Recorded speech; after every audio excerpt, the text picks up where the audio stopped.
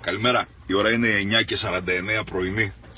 Έχω παρκάρει εκεί θα πάω στο ραδιόφωνο και έκανα ένα μήνυμα απολογισμό. Σκεφτόμουν τι να κάνω και τι δεν είδαμε.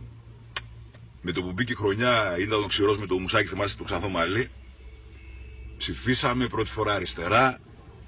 Το Άισεμπλουμ μαζί με τον Βαρουφάκη, το φημισμένο. Ναι. Μετά είδαμε το Μάρδα, καινούργια ονόματα, δεν τα ξέραμε. Μάρδας, ο οποίος βρήκε 400 εκατομμύρια σε μια ώρα, μια μισή ώρα τα βρήκε. Η ζωή τα έκανε λαμπόγια, αλλά το είδαμε γι' αυτό σε ένα γκαράζ. Eurogroup, καμιά 2 εκατομμύρια. Τα παιδιά στο μέλλον θα έχουν μεγάλο θέμα. Το Eurogroup, στην ιστορία δηλαδή. Μετά είχαμε κλείσιμο τραπεζών και capital control. Καθίσαμε στην ώρα στην τράπεζα και περιμέναμε. Χωριστήκαμε και γι' αυτό φωνάξαμε. Μετά τι είδαμε? Μετά είδαμε υπουργοποίηση Χαϊκάλη. Είδαμε Πάκη πρόεδρο Δημοκρατίας. Τα είδαμε όλα, δεν έχουμε. Κουράστηκα, ήταν πολύ δύσκολη χρονιά. Όλοι κουράστηκαμε. Οπότε τώρα για ένα μήνα δεν θα με ακούτε, δεν με βλέπετε. Θα φύγουμε τώρα, το κλείσουμε το μαγάζι. Να με δει λίγο η οικογένεια, οι φίλοι, η μάνα, η αδερφή, τα ανήψια, ο γιος. Να περάσετε καλά, να προσέχετε. Κάνετε βουτιές πολλές.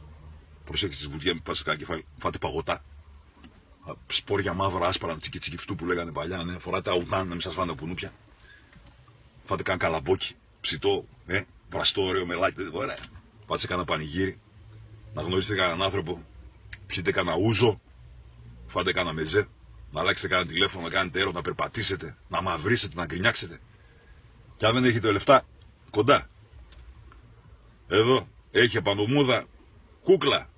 Θα μαζευτούν 2-3 φίλοι, πάτε καμιά Κατερίνη, κανένα Λιτόχωρο, κανένα Ασπροβάλτα. Μην κρινιάξετε.